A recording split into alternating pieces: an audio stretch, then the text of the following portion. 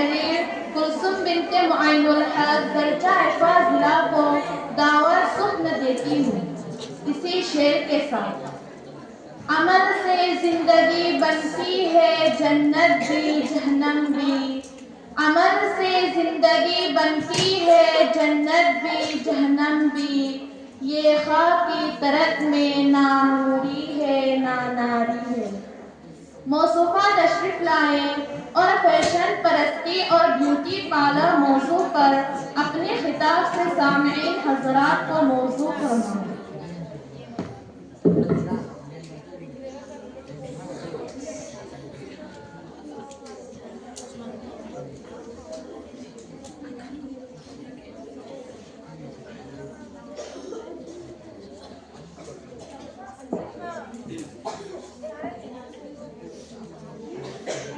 نحمده ونصلي على رسوله الكريم أما بعد فأعوذ بالله من الشيطان الرجيم بسم الله الرحمن الرحيم لقد كان لكم في رسول الله أسوة حسنة صدق الله العظيم۔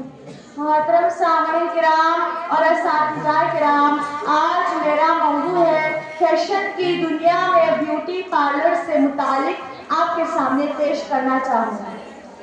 ساتھ ہی ساتھ جو میں نے ابھی قرآن کی ایک چھوٹی سی آیات تلاوت کی ہے اس کا ترجمہ یہ ہے۔ بے شک تمہارے لیے رسول اللہ کے عمل میں بہترین نمونہ موجود ہے۔ اے میرے دینی بہنیں، بیوٹی پارلر کا چلن بہت عام ہو رہا ہے اور اکثر عورتیں اس کی عادی ہو رہی ہیں۔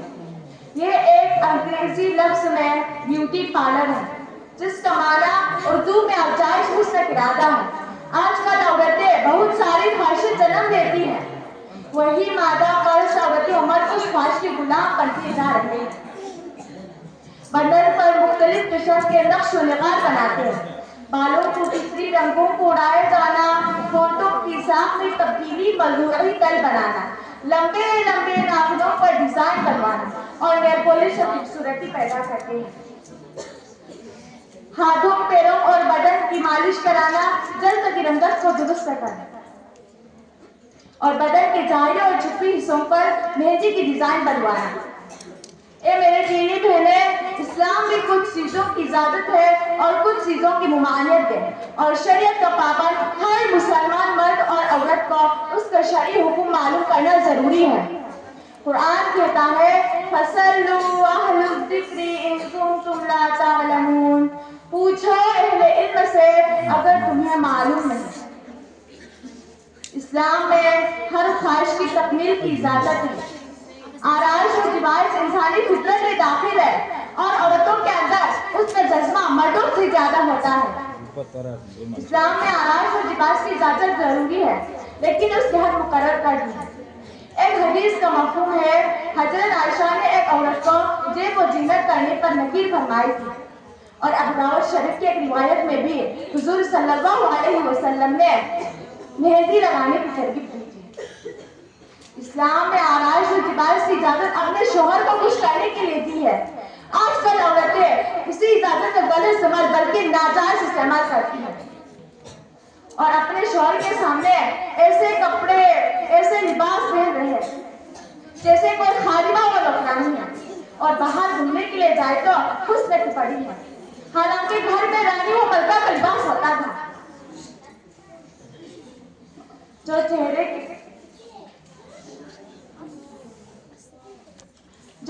کی بال صاف کرائے اور حسن کے دان کشادہ کرائے اور اللہ کی تخلیق کو تبدیلی کرے تو قرآن کہتا ہے لَقَدْ خَلَقْنَا الْإِنسَانَ فِي أَحْسَنِ تَقْوِيمٍ۔ اللہ تعالیٰ فرماتے ہیں ہم نے انسان کو سب سے بڑی خوبصورتی شکل میں پیدا کیا ہے، اور افسوس اس وقت زیادہ ہوتا ہے جب کسی حاجی، نمازی، دیندار، مبلغ و عالم کے گھر سے ایسے لڑکے و لڑکیاں نکلتی ہیں، جب ان کو توجہ دلائی جائے تو بہانہ بناتے ہیں۔ آج کل کے بچے و بچیاں مانتی نہیں ہیں، وہ بڑی ہو گئی ہیں، اب کیا ان کو معلوم ہے؟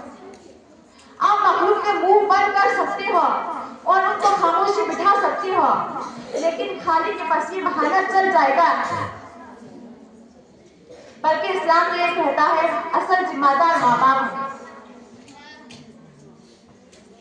اس میں قصور ذمہ داروں کا ہے۔ کپڑے کے لیے رقم کون دیتا ہے اور بازار جانے کے لیے اجازت کون دیتا ہے؟ اور آخر میں اس کی پوچھ ہوگی، بلکہ یہ سنگین جرم کبھی بھی معاف نہیں ہو سکتا۔ جو چہرہ کی جلد کو درست کرے اور جھرریاں صاف کرنے کے لیے جو عمل کیا جاتا ہے اس کو انگریزی میں اسکین پیچنگ کہا جاتا ہے، جو عمل شرعاً جائز نہیں ہے، کیونکہ یہ تغیر خلق اللہ میں داخل ہے۔ حضور صلی اللہ علیہ وسلم نے اس طرح کے امور کرنے اور کروانے پر لعنت فرمائی ہے۔ جو چہرے کو کشادہ کرائے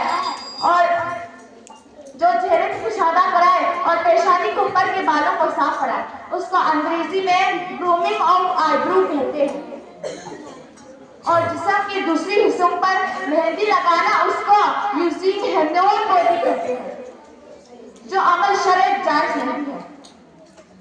بیوٹی پارلر میں جتنے امور انجام دیے جاتے ہیں تقریباً تمام کو اسلام حرام قرار دیا ہے، اور بعض کاموں پر اللہ اور اس کے رسول کی لعنت بھی ہے